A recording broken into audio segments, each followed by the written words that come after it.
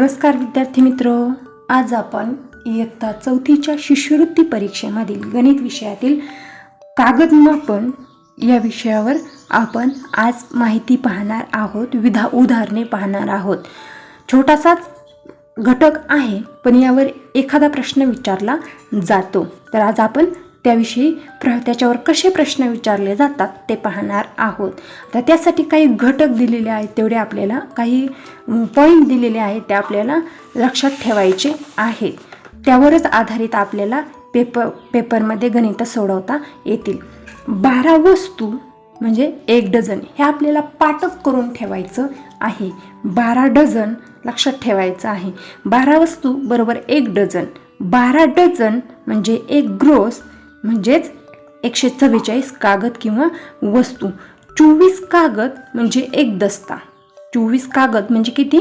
1 दस्ता किंवा 2 डझन बरोबर 1 दस्ता, कारण 1 डझन म्हणजे 12 वस्तू, मग 2 डझन म्हणजे 24 कागद। 20 दस्ते बरोबर 1 रिम बरोबर 480 कागद किंवा 40 डझन कागद। हे आपल्याला तोंडपाठ करायचं आहे, त्यामुळे आपल्याला दिलेली गणित सहजपणे सोडवता येतील, सहजपणे आपल्याला सोडवता येतील। आता त्यासाठी आपण उदाहरण पाहणार आहोत। 8 दस्ते म्हणजे किती डझन कागद? पर्याय आहेत 8, 24, 16, 112। आता 8 दस्ते, 1 दस्ता आपल्याला त्यासाठी मगाशी दिलेला चार्ट लक्षात ठेवायचा आहे। 1 दस्ता बरोबर किती सांगितलं होतं? 2 डझन कागद। 1 दस्ता म्हणजे 2 डझन कागद। आणि आपल्याला विचारलंय किती? 8 दस्ते म्हणजे किती डझन कागद? म्हणून 8 गुणिले 2 बरोबर 16। किती येतात? 16 डझन कागद येतात, म्हणजे तिसरा पर्याय योग्य आहे। आले लक्षात? ते छोटेसे पॉइंट जर आपण लक्षात ठेवले की खूप सहजपणे आपण गणित सोडवू शकतो। परंतु जर आपल्याला माहित नसेल तर यावर खूप आपल्याला आकडेमोड करावी लागेल। आले लक्षात? आता पुढचं उदाहरण पाहूया। 1 रिम बरोबर किती कागद? 1 रिम बरोबर किती कागद? पर्याय आहेत 20 दस्ते, 40 ग्रोस, 480 कागद, 40 डझन। आता ह्याही लक्षात ठेवण्याचा भाग आहे की 1 रिम बरोबर किती कागद आहेत? 480 कागद आहेत। आपण पाहिलेलं आहे 1 रिम बरोबर 480 कागद, हे आपल्याला लक्षात ठेवायचं आहे। म्हणजे ह्यासाठी जर लक्षात असेल तर आपल्याला 1 सेकंदात उत्तर येईल। 1 रिम बरोबर 480 कागद, म्हणजे तिसरा पर्याय योग्य आहे। आता पुढील उदाहरण आहे पहा। 3360 कागद म्हणजे किती रिम कागद? 3360 कागद म्हणजे किती रिम कागद? आता आपल्याला 1 रिम बरोबर किती? 1 रिम बरोबर आपण पाहिलेले आहे 1 रिम बरोबर 480 कागद। 1 रिम बरोबर 480 कागद। म्हणून काय करायचं? आपल्याला विचारलंय किती? आपल्याला विचारलंय किती? 3360 कागद म्हणजे किती रिम? म्हणजे 480 ने त्याला भागायचं आहे। आता या शून्याला हा शून्य गेला। 48 भागिले 336 असं उरतं। 48 भागिले असं तुम्ही कच्चही करू शकता। 48 भागिले 336, 48 1 48, 48 7 336, 48 7 336 म्हणजे दुसरा पर्याय योग्य आहे। दुसरा पर्याय योग्य आहे। 7 रिम कागद हे पर्याय बरोबर आहे। पुढचं उदाहरण आहे 12 दस्ते अधिक 1 ग्रोस अधिक 1 डझन बरोबर इतके किती कागद? आता पर्याय आहेत एक 480, 444, 460 आणि 484. आता आपल्याला पाहायचं आहे 12 दस्ते म्हणजे किती?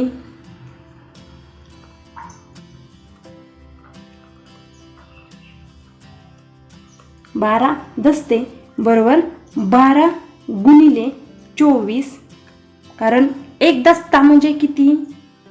एक दस्ता म्हणजे 24 कागद, म्हणून 12 गुणिले 24. आता किती येईल? 12 चोक 48,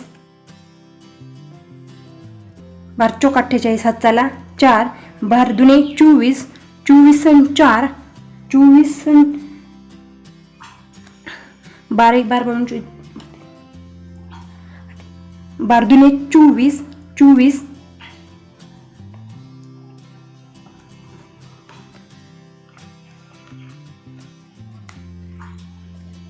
228. आणि पुढचा आहे एक ग्रोस बरोबर किती? 144 कागद. आणि एक डझन दिलंय, एक डझन बरोबर किती? 12 कागद. आता आपल्याला ह्या सगळ्या विचारले, बेरीज विचारली. 288 प्लस 144 प्लस 12, 14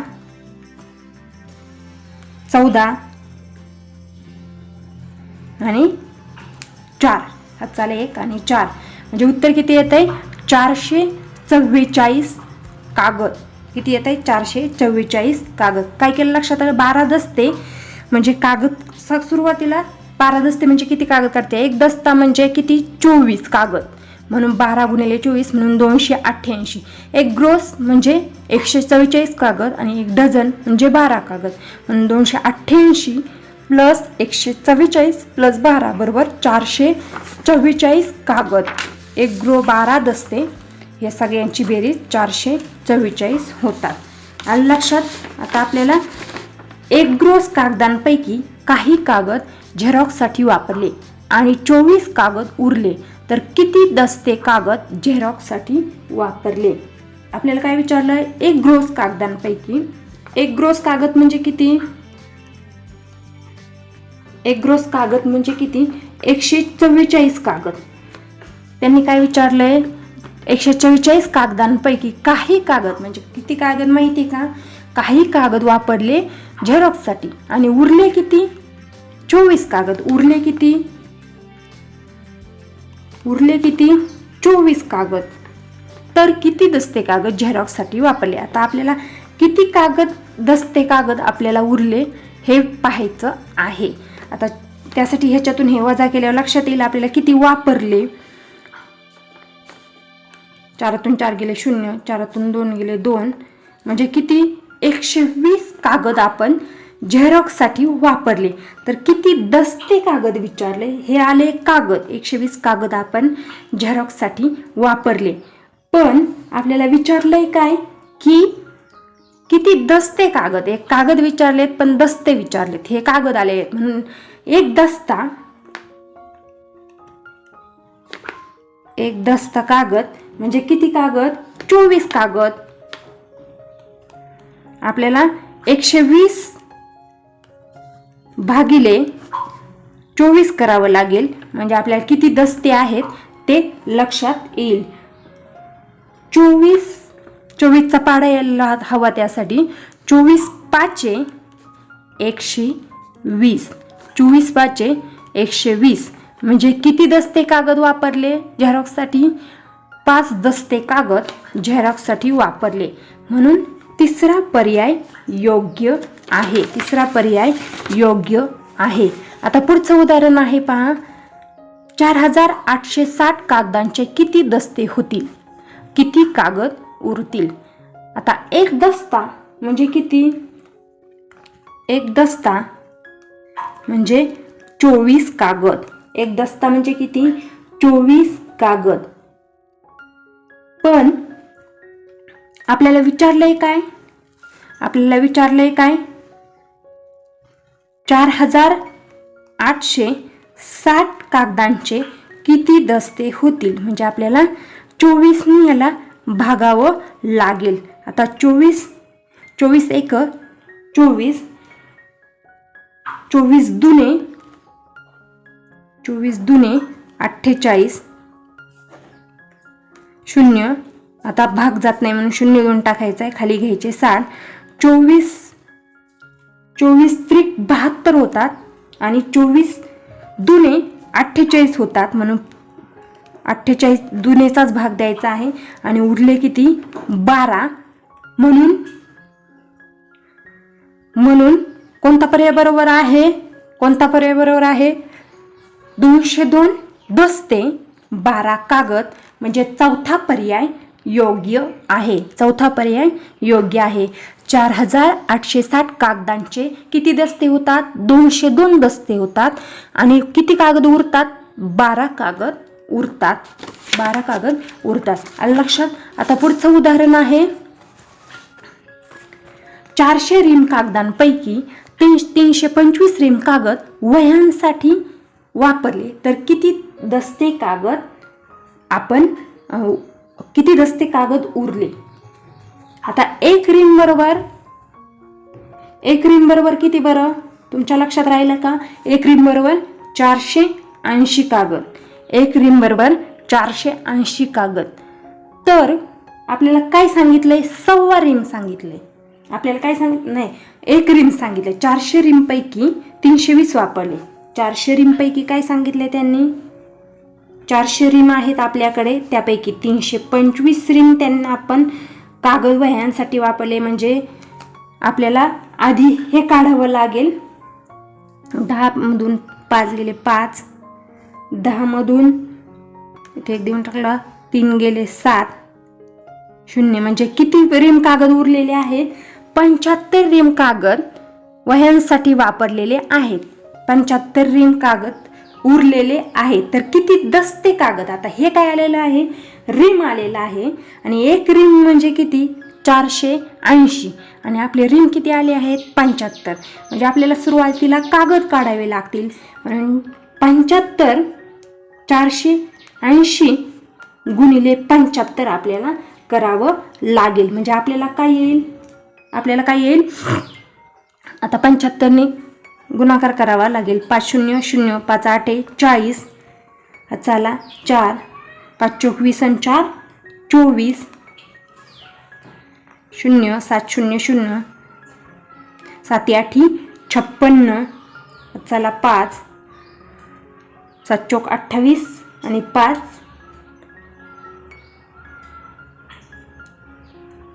33, 0, बेरीज करायची यांची, 0 4 आणि 6 10, 1 5 आणि 1 6 आणि 3600 किती आलेलं आहे, 3600 कागद आलेलं आहे. आता त्यांनी काय विचारलंय, रिम कागद दिलेले आहे, त्यांनी दस्ते विचारले. एक दस्ता बरोबर किती, एक दस्ता बरोबर 24 कागद. म्हणून काय करायचं आहे, 3600ला काय करायचं आहे, 36,000ला 24 ने काय करायचं आहे, आपल्याला 24 ने भागायचं आहे. तर आपल्याला किती दस्ते कागद हे विचारलं जाईल. आता 24 एके 24, खाली किती राहिले,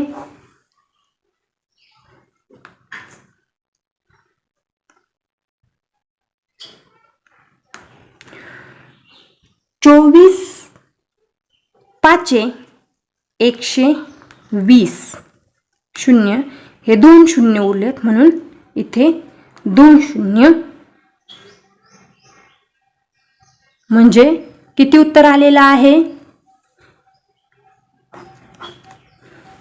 1500. म्हणून पहिला पर्याय योग्य आहे. आता पुढील उदाहरण पाहूया. सव्वा रिम कागदांपैकी 15 दस्ते कागद छपाईसाठी वापरले आणि जर 3 डझन कागद खराब झाले असतील तर किती डझन कागद शिल्लक राहिले. आता एक रिम कागद म्हणजे किती,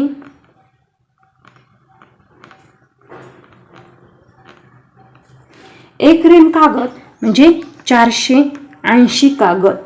1 रीम कागद म्हणजे किती? 480. आणि 1/2 रीम म्हणजे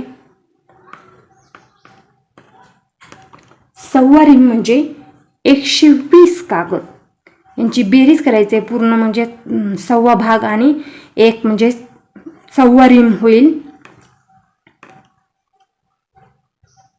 600 कागद म्हणजे 1/2 रीम कागद होय.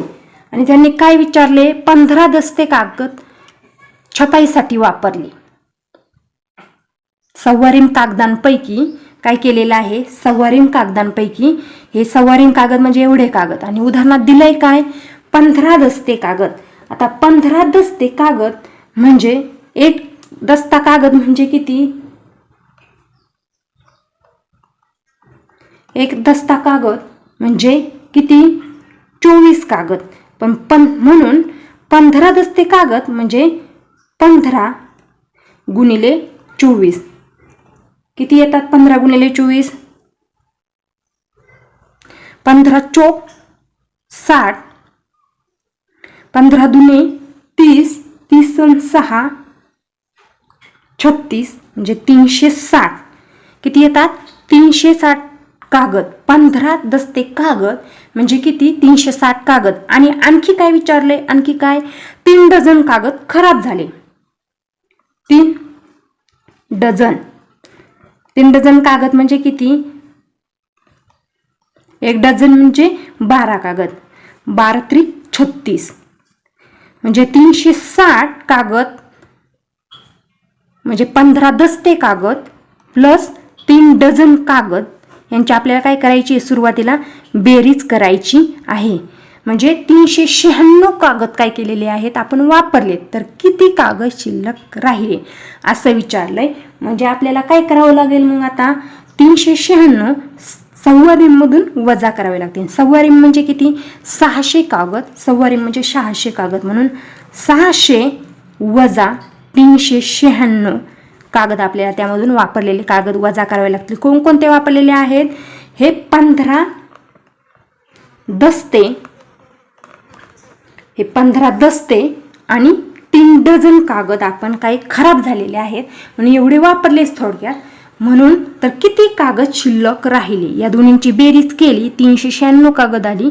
600 मधून 396 काय करायचं आहे? आपल्याला वजा करायचं आहे 10. इथे किती येतात? 4. इथे 10 म्हणून 0 आणि इथे येतात मग 204 म्हणजे तिसरा पर्याय योग्य आहे.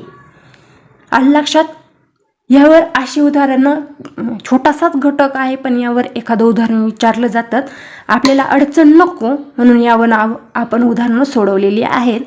सुरुवातीला जो चार्ट दाखवलेला आहे तो सगळ्यांनी वाचायचा आहे, लक्षात ठेवायचा आहे. तरच आपल्याला हे सगळे गणितं सोडवता येतील, लक्षात येतील.